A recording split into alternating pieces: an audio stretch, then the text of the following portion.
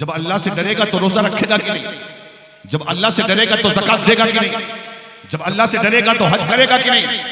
जब अल्लाह से डरेगा तो शराब से बचेगा कि नहीं? जब अल्लाह से डरेगा तो चोरी से बचेगा कि नहीं? जब अल्लाह से डरेगा तो अय्याशियों से बचेगा कि नहीं?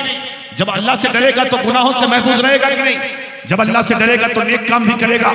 ऐ मालदा वालों, मैं आपसे पूछना चाहता हूं, एक इंसान, एक अल्लाह का बंदा, एक मुसलमान जब अल्लाह से डरेगा तो नमाज भी पढ़ेगा, अल्लाह से डरेगा तो रमजान का रोजा भी रखेगा, अल्लाह से डरेगा तो ज़कात भी देगा, अल्लाह से डरेगा तो हज भी करेगा, अल्लाह से डरेगा तो चेहरे पे दाढ़ी भी सजाएगा, अल्लाह से डरेगा तो सर पे टोपी भी रखेगा, अल्लाह से डरेगा अपनी मस्जिदों को आबाद भी करेगा, अल्लाह से डरेगा तो गुनाहों से तौबा करेगा, अल्लाह से डरेगा तो चोरियों से महफूज रहेगा, अल्लाह से डरेगा तो शराब से महफूज रहेगा, अल्लाह से डरेगा तो जुआ से महफूज रहेगा, अल्लाह से डरेगा तो वही काम करेगा जिससे रब राजी हो, उस काम से बचेगा जिससे रब नाराज हो जाए।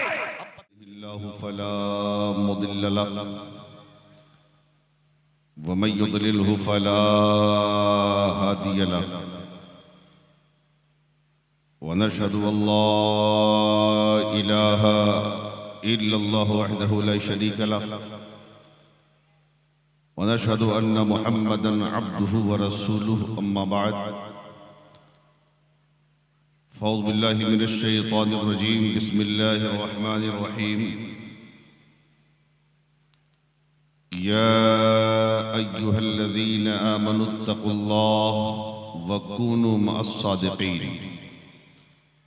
सदक़ल्लाहु मौलानल अज़ीम व बल्लगना रसूलुहुन नबियुल अमीनुल मतीनुल मकीनुल मुबीनुल करीम व नहनु अला ज़ालिका लमिनश शाहिदीन वश्शाकिरीन वल्हम्दुलिल्लाहि रब्बिल आलमीन।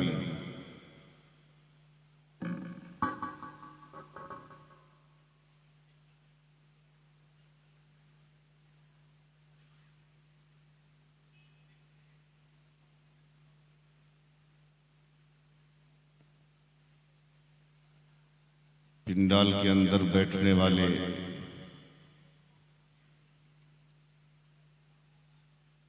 इस्लामी शहजादों,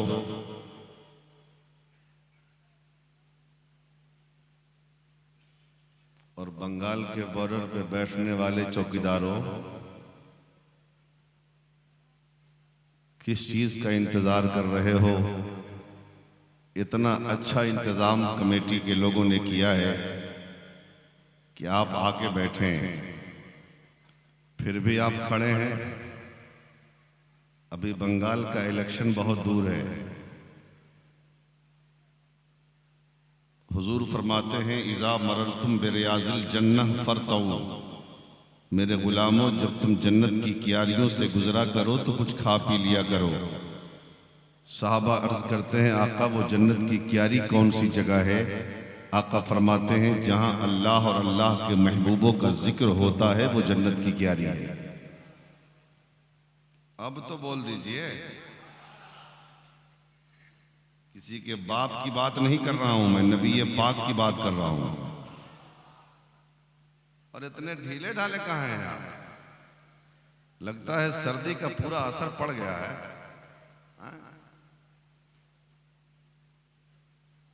सैयदी आकाई व मौलाई हुजूर मसूद मिल्लत दामत बरकातुहुल आलिया की ज़ाते गिरामी आपके सामने मौजूद हैं। अब फिर भी आप इतने ढीले हैं, ये बड़ा ताज्जुब मुझे देख के हो रहा है। जरा जिंदगी लाइए, जरा ताजगी लाइए। जो खड़े हैं वो बैठ जाएं। बहुत सारी बातें आपके मतलब की करने वाला हूं मैं इंशाअल्लाह। आ जाएं, पलट के आ जाएं।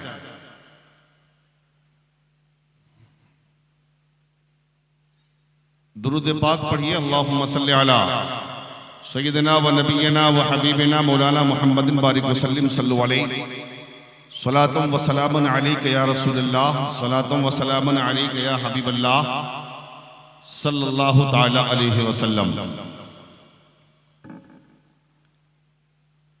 निगाहे वली में वो तासीर देखी, निगाहे वली में वो तासीर देखी, बदलती हजारों की तकदीर देखी और निगाहें मर्द मोमिन से बदल जाती हैं तकदीरें। निगाहें मर्द मोमिन से बदल जाती हैं तकदीरें, जो हो ज़ौक़े यकी पैदा तो कट जाती हैं जंजीरें।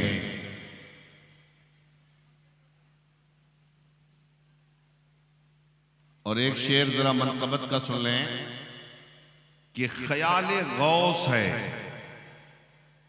ख्याले गौस है और बेखुदी है। ख्याले गौस है और बेखुदी है।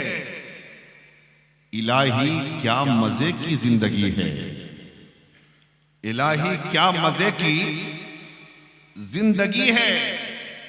और मुरीदी ला तखफ कहकर वो बोले, मुरीदी ला तखफ कहकर वो बोले,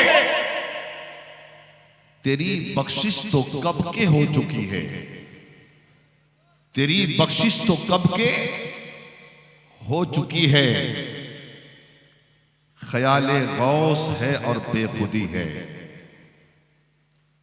हजरात, अगर आपकी तवज्जो बहाल रही तो इंशाअल्लाह जितनी देर भी गुफ्तगू होगी वो आपके काम की होगी। समझ रहे हैं? तो ये बताएं कि तकरीर सुनेंगे आप? जरा जोर से बोलें या रसूल अल्लाह। जरा इमाम हुसैन के नाम पर बोलें या हुसैन। आवाज थोड़ी हल्की है, थोड़ी तेज कर लीजिए। चैनल वाले को तो अपने से मतलब है, दूसरे से मतलब क्या है? दूसरे बोलेंगे इनको फायदा होगा, ये खुद नहीं बोलते। समझ रहे हैं? स्टेज पे हमारी जमात के मुक़्तदर मुअक्कर उलमाए ज़वील एहतराम बैठे हैं। रात के 1 बजने वाले हैं। थोड़ी देर की गुफ्तगू आप के सामने पेश होगी और इंशाअल्लाह फिर महफिल का इख्तिताम होगा। मेरे बाद भी आपको खिताब सुनना है। जरा मोहब्बत से बोले या रसूलुल्लाह। अल्लाह कुरान में फरमाता है, ऐ ईमान वालो अल्लाह से डरो। या अय्युहल्लज़ीना आमनुत्तकुल्लाह, ऐ ईमान वालो अल्लाह से डरो। वकुनू मास्सादिकीन, और सच्चों के साथ हो जाओ। अब हम आपसे एक सवाल करते हैं, ये बताएं कि जब एक बंदा अल्लाह से डरेगा तो नमाज पढ़ेगा कि नहीं? जब अल्लाह से डरेगा तो रोजा रखेगा कि नहीं? जब अल्लाह से डरेगा तो ज़कात देगा कि नहीं? जब अल्लाह से डरेगा तो हज करेगा कि नहीं? जब अल्लाह से डरेगा तो शराब से बचेगा कि नहीं? जब अल्लाह से डरेगा तो चोरी से बचेगा कि नहीं? जब अल्लाह से डरेगा तो अय्याशियों से बचेगा कि नहीं? जब अल्लाह से डरेगा तो गुनाहों से महफूज रहेगा कि नहीं? जब अल्लाह से डरेगा तो नेक काम भी करेगा। ऐ मालदा वालों, मैं आपसे पूछना चाहता हूं, एक इंसान, एक अल्लाह का बंदा, एक मुसलमान जब अल्लाह से डरेगा तो नमाज भी पढ़ेगा, अल्लाह से डरेगा तो रमजान का रोजा भी रखेगा, अल्लाह से डरेगा तो ज़कात भी देगा, अल्लाह से डरेगा तो हज भी करेगा, अल्लाह से डरेगा तो चेहरे पे दाढ़ी भी सजाएगा, अल्लाह से डरेगा तो सर पे टोपी भी रखेगा, अल्लाह से डरेगा अपनी मस्जिदों को आबाद भी करेगा, अल्लाह से डरेगा तो गुनाहों से तौबा करेगा, अल्लाह से डरेगा तो चोरियों से महफूज रहेगा, अल्लाह से डरेगा तो शराब से महफूज रहेगा, अल्लाह से डरेगा तो जुआ से महफूज रहेगा, अल्लाह से डरेगा तो वही काम करेगा जिससे रब राजी हो, उस काम से बचेगा जिससे रब नाराज हो जाए। अब बताओ, जब नमाज भी पढ़ेगा, रोजा भी रखेगा, हज भी करेगा, ज़कात भी देगा, अमल साले भी करेगा, नेक अमल करेगा, गुनाहों से बचेगा, तो फिर कुरान ने ये क्यों कहा, ऐ ईमान वालों अल्लाह से डरो और सच्चों के साथ हो? फिर सच्चों के साथ होने का हुक्म क्यों है? फिर सिद्दीकीन के साथ होने का हुक्म क्यों है? तो सुन लो मियां, अल्लाह से डरेगा तो नमाज तो पढ़ेगा ना, रोजा भी रखेगा, ज़कात भी देगा, हज भी करेगा, अमल साले भी करेगा, गुनाहों से भी बचेगा। लेकिन ये बताओ, कोई ये कह सकता है कि हमने नमाजें पढ़ी हमारी नमाज कबूल है? क्या कोई कह सकता है कि हमने रोजा रखा हमारा रोजा कबूल है? क्या कोई कह सकता है कि हमने ज़कात दिया हमारी ज़कात कबूल है? क्या कोई कह सकता है कि हमने हज किया हमारा हज कबूल है? क्या कोई कह सकता है कि हमने मस्जिद को चंदा दिया हमारे चंदे देने को रब ने कबूल कर लिया? हमने मदरसे का ताउन किया हमारे ताउन को रब ने कबूल कर लिया? किसी को ये पता नहीं किसकी नमाज कबूल है, किसका रोजा कबूल है, किसका हज कबूल है, किसकी ज़कात कबूल है, किसकी आमाले सालिहा कबूल है, किसी का किसका चंदा कबूल है। इसीलिए कुरान ने कहा, ऐ अल्लाह के बंदो, तुमने नमाजें पढ़ी हैं लेकिन कबूलियत का पता नहीं, तुमने रोजा रखा है लेकिन मकबूलियत मालूम नहीं, तुमने ज़कात दिया है लेकिन कबूलियत का पता नहीं, तूने हज किया है लेकिन ये पता नहीं तुम्हारे हज को रब ने कबूल किया कि नहीं। इसलिए मेरे बंदो, तुम मुझसे डरो, डरने के साथ नमाज पढ़ो और नमाज पढ़ने के साथ मेरे वलियों के दामन को थाम कर मेरी बारगाह में दुआ करो, ऐ परवरदिगार, मुझे नमाज तो पढ़ना नहीं आता था लेकिन जैसे पढ़ना आता था वैसे पढ़ लिया, जैसे रोजा रखना आता था वैसे रख लिया, जैसे ज़कात देने आती थी वैसे दे लिया, जैसे हज करने आता था वैसे कर लिया। मौला, मुझे पता नहीं मेरी नमाज कबूल है कि नहीं, मेरा रोजा कबूल है कि नहीं, मेरी ज़कात कबूल है कि नहीं, मेरा हज कबूल है कि नहीं, लेकिन परवरदिगार, मैंने बगदाद के गौसे आज़म को वसीला बनाकर तेरी बारगाह में पेश किया है, मेरी नमाजों को गौसे आज़म के सदक़े में कबूल फरमा। मेरी नमाजों को गरीब नवाज के सदक़े में कबूल फरमा, मेरी नमाजों को मखदूम पाक के सदक़े में कबूल फरमा, मेरी नमाजों को सैयदी दूल्हा मियाँ के सदक़े में कबूल फरमा, मेरी नमाजों को सैयदी मसरूर मिल्लत के सदक़े में कबूल फरमा। तो जान लो, जब हम अल्लाह के नेक बंदों का वसीला पकड़ के रब की बारगाह में अपनी टूटी फूटी इबादतों की मकबूलियत की दुआ मांगेंगे, अल्लाह अपने महबूबों के सदक़े में हमारी नमाज भी कबूल फरमाएगा, हमारे इबादत को भी कबूल फरमाएगा। समझ रहे हो? बात समझ में आ रही है? जरा जोर से बोलो, समझ में आ रही है? जरा मोहब्बत से बोलो या रसूलुल्लाह। अब सुन लो,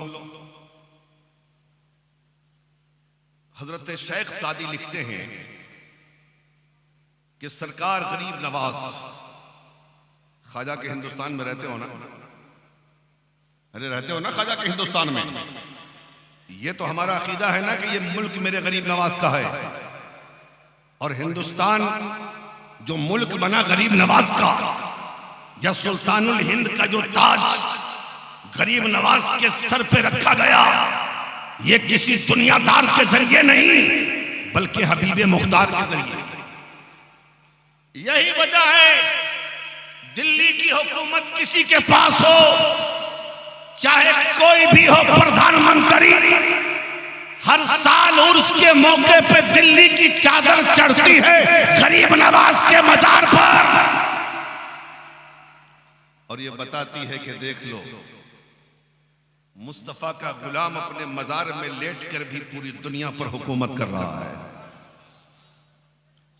यही तो वजह है ना कि एक अंग्रेज आया हिंदुस्तान, और आने के बाद उसने सारी चीजों को देखा, लाल किला देखा, कुतुब मीनार देखा, ताजमहल देखा, हर तरफ घूमा टहला। अंग्रेजों की आदत होती है कि वो सारी चीजों को अपने कैमरे में कैद करके अपने मुल्क ले जाते हैं, उसके बाद वो अपने दोस्तों में शेयर करते हैं। जब वो अंग्रेज पहुंचा अपने मुल्क पलट के यहां से, तो दोस्तों ने कहा, घर वालों ने कहा, ये बताओ तुमने इंडिया में कौन सी चीज ऐसी देखी जिस चीज ने तुम्हें ताज्जुब में डाल दिया? जरा जोर से बोलो, ताज्जुब में डाल दिया। वो अंग्रेज कहता है, मैंने कुतुब मीनार देखा, मुझे ताज्जुब न हुआ। मैंने लाल किला देखा, मुझे ताज्जुब न हुआ। मैंने ताजमहल देखा, मुझे ताज्जुब न हुआ। मैंने बहुत सारी अनमोल चीजें भारत में देखी, मुझे ताज्जुब न हुआ। लेकिन जब मैं अजमेर गया तो मेरे ताज्जुब की इंतहा न रही। लोगों ने कहा वहां क्या देखा? तो कहा वहां ये देखा कि एक बादशाह जमीन के अंदर अपने मजार में लेटा है और पूरे भारत पर हुकूमत कर रहा है।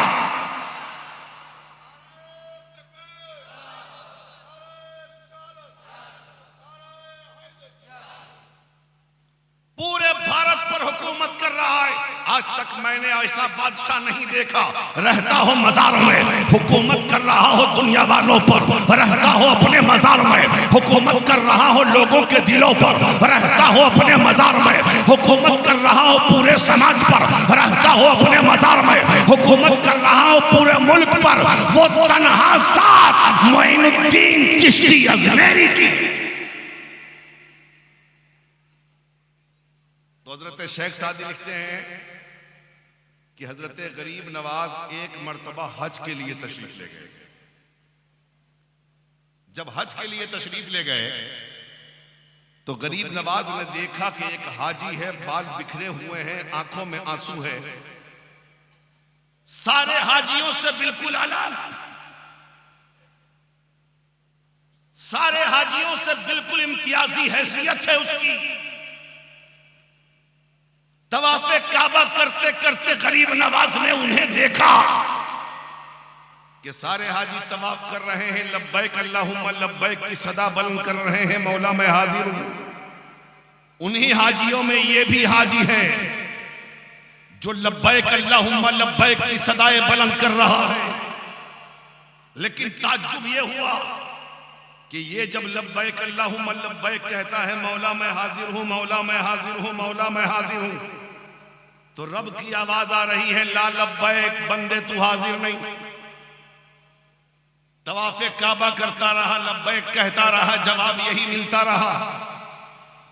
वहां से चला मैदान मिना पहुंचा, वही जवाब मिला। मुज़दलिफ़ा पहुंचा, वही जवाब मिला। सफा मरवा की सही करता रहा, लब्बैक अल्लाहुम्मा लब्बैक कहता रहा, वही जवाब मिलता रहा। आखिर में मैदान अरफात में जाकर जब उसने रब की बारगाह में लब्बैक की सदा बुलंद की तो मैदान अरफात में भी यही जवाब मिला, लब्बैक अल्लाहुम्मा लब्बैक के बदले ला लब्बैक, बंदे तू हाजिर नहीं। गरीब नवाज कहते हैं, मैंने उसके हाथ को पकड़ा और बाहर निकाला भीड़ से, और भीड़ से निकलने के बाद मैंने कहा, है हाजी तू कैसा हाजी है? तो वह हाजी कहता है, क्या हुआ?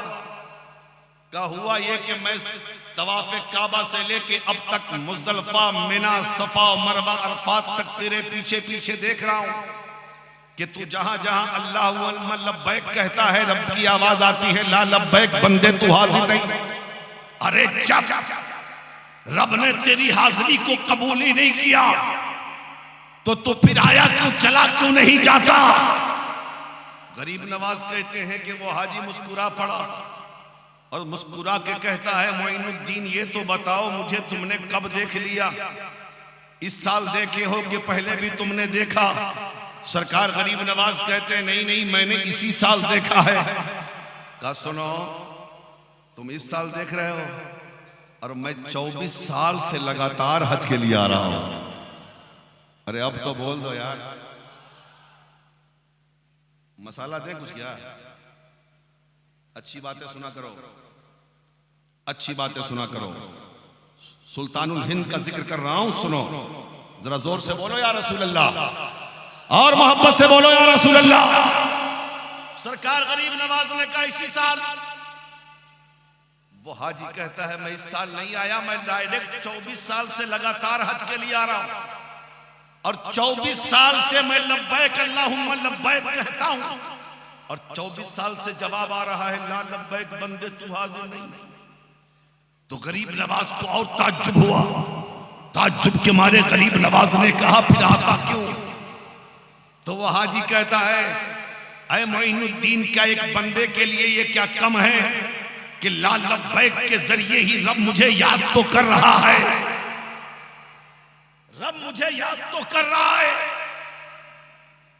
इसलिए मोइनुद्दीन आप अपना काम करो, हमें अपना काम करने दो। सरकार गरीब नवाज मुराकबा में चले गए। मेरे परवरदिगार ये माजरा क्या है, हिकमत क्या है, राज क्या है? एक बंदा 24 साल से आ रहा है और लब्बैक अल्लाहुम्मा लब्बैक की सदाएं बुलंद करता है, तू जवाब देता है ला लब्बैक बंदे तू हाजिर नहीं। आवाज आई रब की, मोइनुद्दीन ये मेरे और मेरे बंदे का मामला है,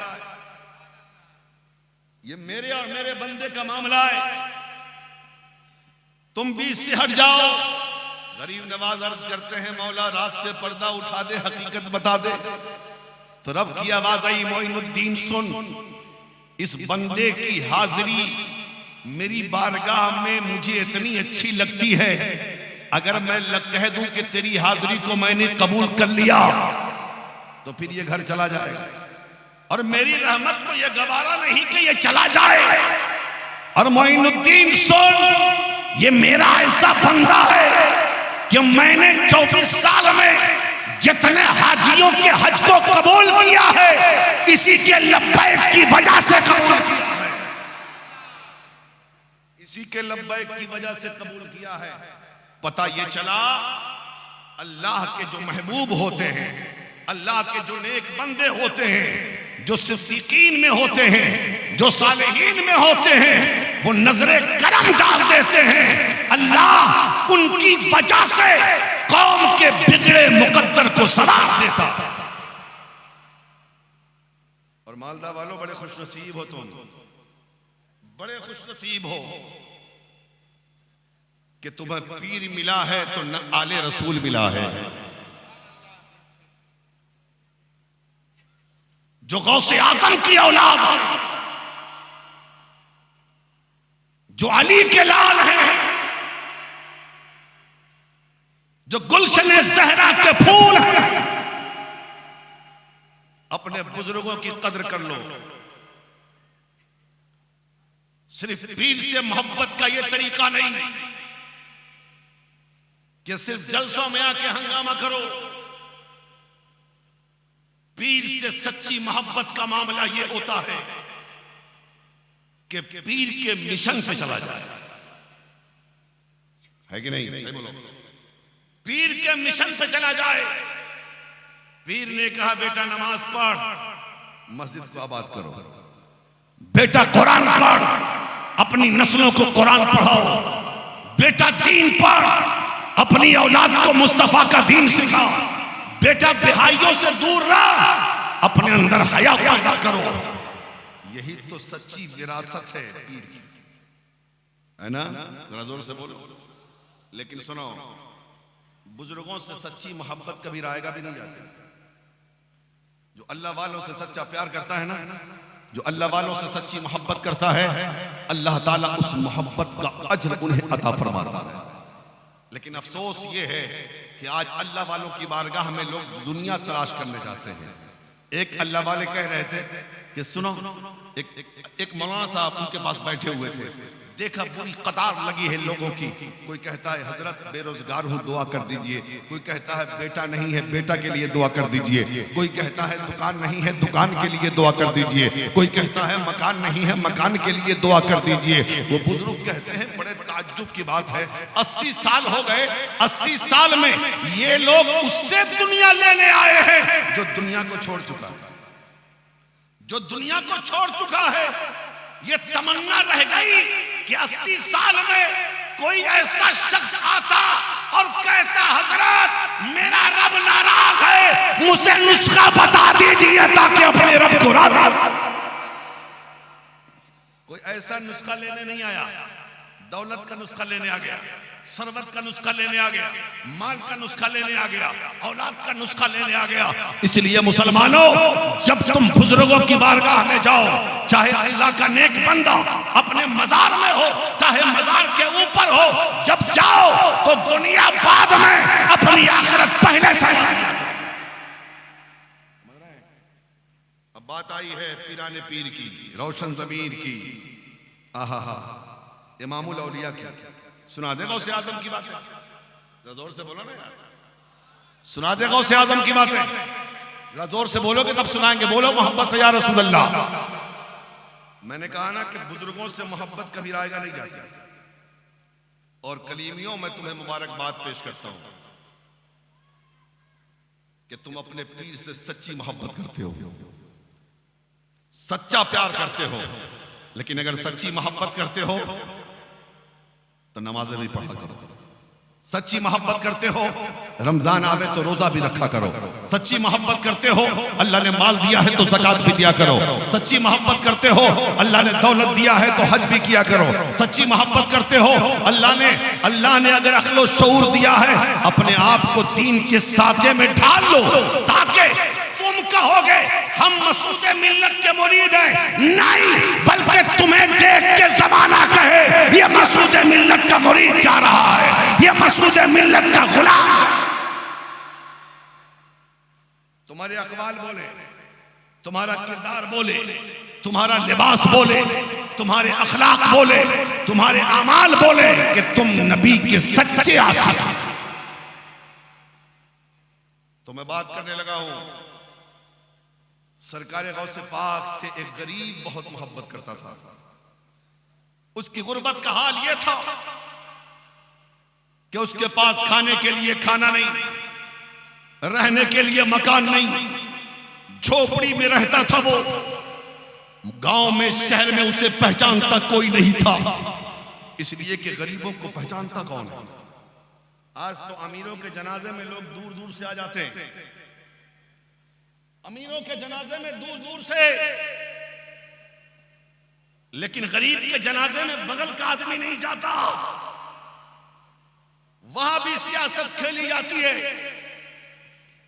अगर गरीब नेक है फिर भी नहीं चाहता कि इसके जनाजे में कौन बोलेगा, लेकिन पैसे वालों के जनाजे में लोग डर से जाते हैं।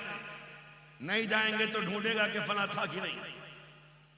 आज हालत ये, तो गरीबों को पहचानता कौन है, गरीबों को जानता कौन है। था मिस्र में गरीब, गौसे पाक का गुलाम गरीब, मोहब्बत करता था दिल से, प्यार करता था दिल से पीराने पीर से। रहने के लिए झोपड़ी थी, खाने के लिए कुछ नहीं था। सुबह से शाम तक मजदूरी करता, और मजदूरी करने के बाद जो दिन में शाम को जो पैसा मिलता ना, उस पैसे में से थोड़ा थोड़ा रोजाना वो निकाल कर न्याज़े गौसिया के लिए इकट्ठा करता था। जरा जोर से बोले, जोर से।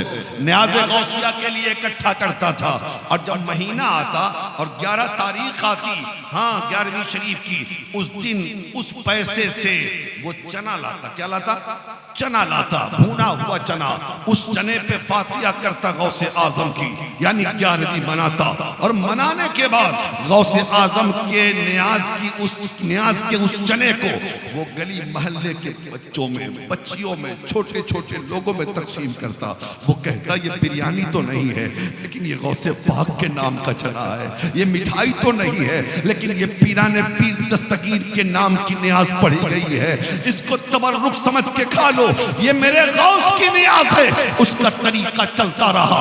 हर महीने की 11 तारीख को वो चने पर गौसे आजम के नाम की न्याज करवाता रहा और बच्चों में तकसीम करता रहा। लेकिन सुन लो मैया, नबी की आल किसी का कर्ज ज्यादा दिन तक नहीं रखती है।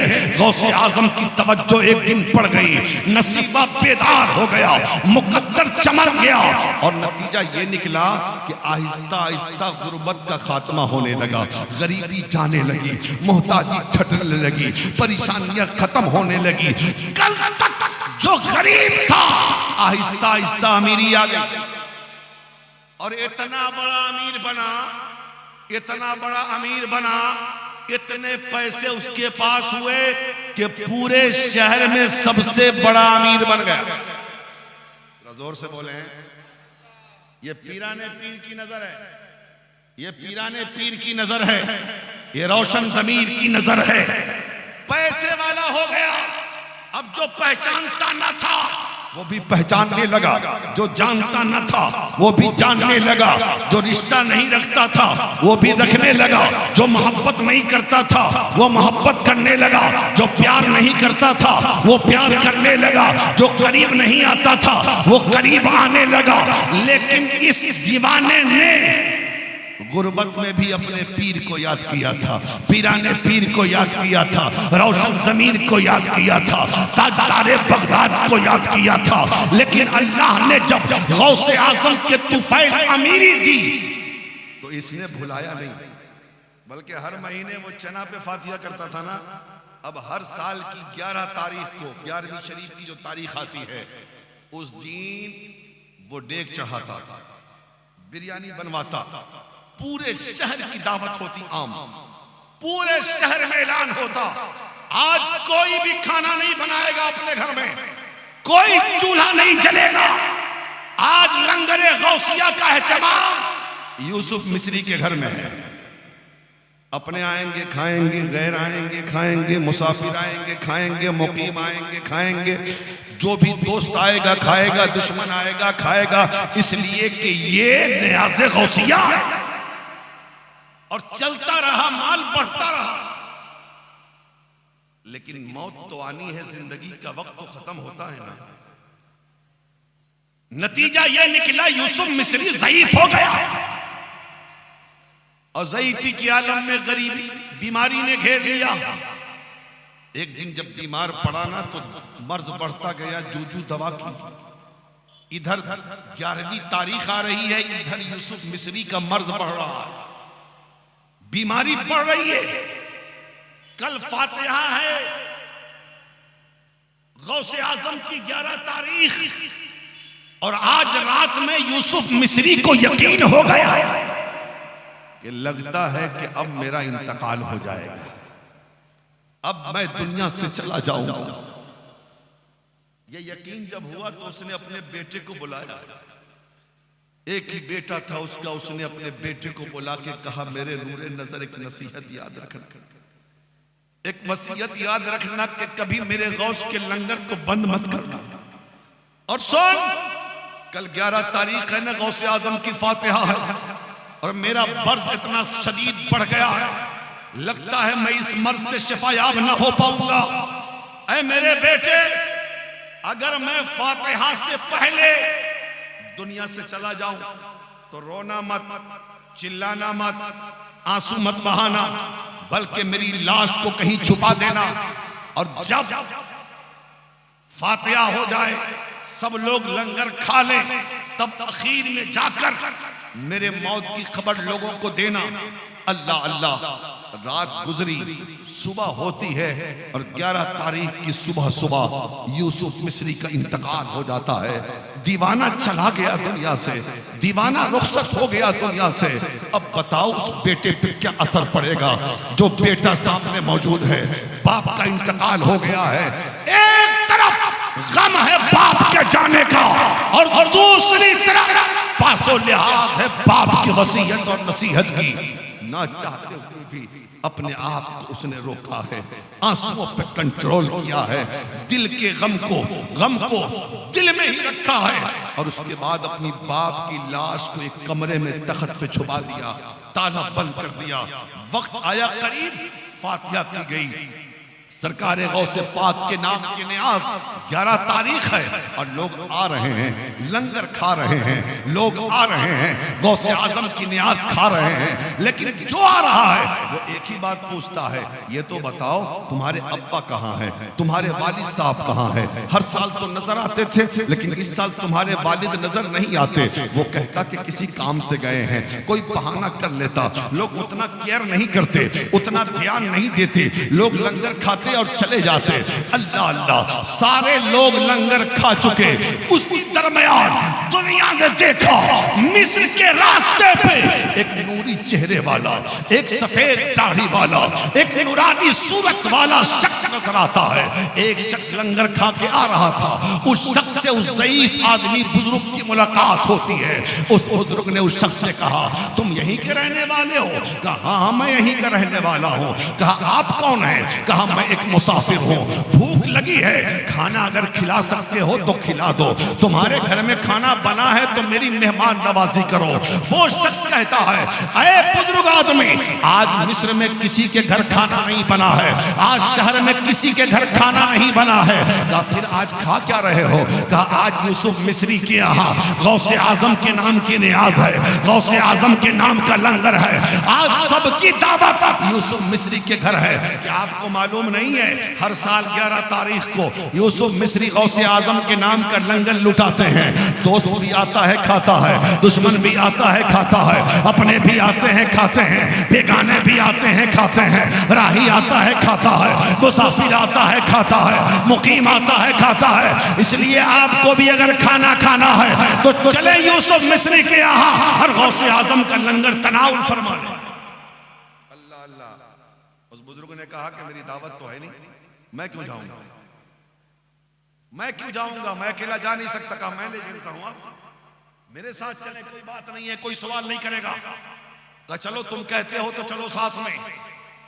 वो बुजुर्ग आदमी उस शख्स के साथ यूसुफ मिस्री के घर तशरीफ ले गए।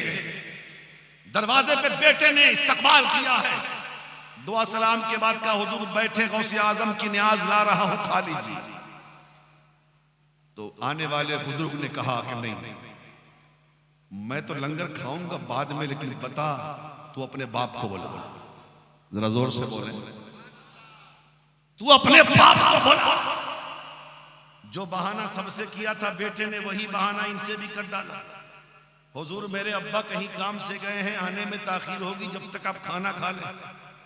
लेकिन आने वाले बुजुर्ग ने कहा नहीं नहीं, पहले अपने बाप को बोला, यूसुफ मिस्री को बोला, फिर जाके हम खाएंगे। बेटा समझाता रहा, हुजूर खा लीजिए, लेकिन वो बुजुर्ग समझने को तैयार नहीं। एक तरफ इसरार है उस फकीर का और एक तरफ वसीयत है बाप की। अगर बताता नहीं हूं तो फकीर खाएगा नहीं, और अगर बता देता हूं तो बाप की नसीहत व वसीयत टूटती है, करूं तो क्या करूं। लेकिन फकीर ने इतना मजबूर किया कि बता तेरा बाप कहां है, बोला अपने बाप को। जब मजबूर हुआ बेटा तो कान में कहा, हुजूर कान लाइए, मैं बताता हूं राज क्या है। जब कान करीब किया तो उस बेटे ने कहा, बाबा मेरा बाप अब दुनिया में नहीं है, आज ही सुबह मेरे बाप का इंतकाल हो गया। बाप जिंदा होता तब तो आता ना। मेरे बाप की नसीहत तो वसीयत थी कि मेरी मौत को आम मत करना, जब लंगरे गौसिया तकसीम हो जाए तब किसी को बताना। इसलिए मैंने अभी तक किसी को बताया नहीं, लेकिन आपके इसरार ने मुझे बताने पे मजबूर कर दिया है। हुजूर आप खा लें, मेरा बाप दुनिया में नहीं है कि वो आएगा, आपकी मेहमान नवाजी हो जानी चाहिए, मेरे बाप की रूह खुश हो जाएगी। इतना जब कहा उस बाप बेटे ने, तो बुजुर्ग ने कहा, फकीर ने कहा, ऐ यूसुफ मिस्री का बेटा बता तेरा बाप, तेरी बाप की लाश कहां? जोर से बोले, तेरे बाप की लाश कहां है? कहा लाश का क्या करेंगे? कहा दिखा तो सही तेरे बाप की लाश कहां है। अल्लाह अल्लाह। कई ताले खोलने के बाद उस कब्र में फकीर को लेके वो बेटा पहुंचता है जहां चादर में लिपटी हुई बाप की लाश पड़ी थी। एक तख्त पे यूसुफ मिस्री की लाश है, ऊपर से चादर रखी हुई। कहा यही मेरे बाप की लाश। फकीर सामने खड़ा होकर कहता है, यूसुफ अब यहां से जरा गौर से सुन लेना, तवज्जो के साथ सुन लेना, शायद के ईमान में ताजगी आ जाए। फकीर सामने खड़ा है और खड़ा होकर सामने कहता है, यूसुफ ऐसा भी कहीं होता है क्या कि तुमने मुझे दावत दिया, मैं आ गया और तुम चादर ओढ़ के सो गए? जरा जोर से आप लोग भी दुआ दे दीजिए, नहीं दुआ दीजिएगा? आप लोगों को भी दुआ दे देना चाहिए। जिक्र गौसे आजम हो रहा है, गौसे आजम का नाम सुन के तो यार मुर्दे जिंदा हो जाते हैं, और आप नाम सुन के जिंदे हो फिर भी नहीं जिंदा हो रहे हो। जरा जोर से बोलो या रसूल अल्लाह। फकीर ने कहा, यूसुफ ये कौन सी मेहमान नवाजी है? दावत दिया, मैं चला आया और तुम चादर ओढ़ के सो गए। उठो मुझे भी खाना खिलाओ। उठे भी मुझे, उठो मुझे भी खाना खिलाओ। बेटा सोचता है कि या अल्लाह, किस फकीर से पाला पड़ा है।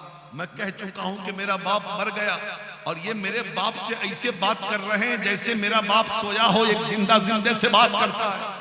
लेकिन हिम्मत नहीं पड़ रही है फकीर के सामने कुछ बोलने की।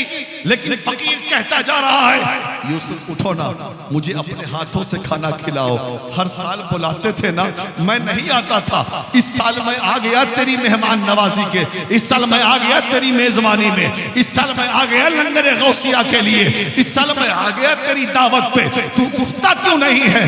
उठ जा, अपने हाथों से लंगरे गौसिया खिला। लेकिन वो तो मर चुका था बेचारा, वो उठता क्यों? कई बार कहने के बाद जब यूसुफ मिस्री उठा नहीं तो फकीर ने एक ठोकर मारी और ठोकर मार के कहा,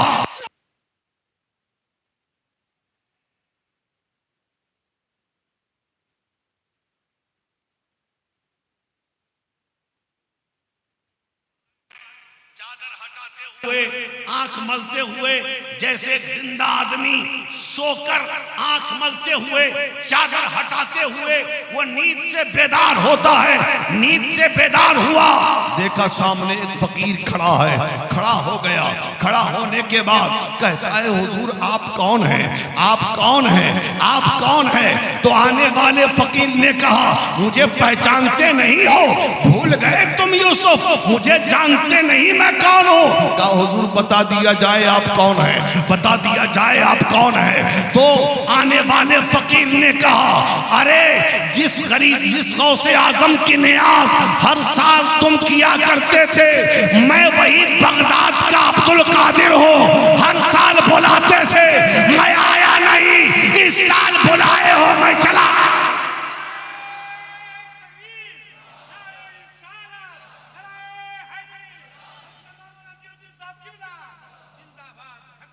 इस साल बुलाया हूं। कहा सरकार आप आ गए। कहा आज क्यों आए? कहा बदला देने। कहा कैसा बदला? कहा हम नबी की औलाद हैं, हम अली के लाल हैं, और जो सैयद होता है वो किसी का एहसान ज्यादा दिन तक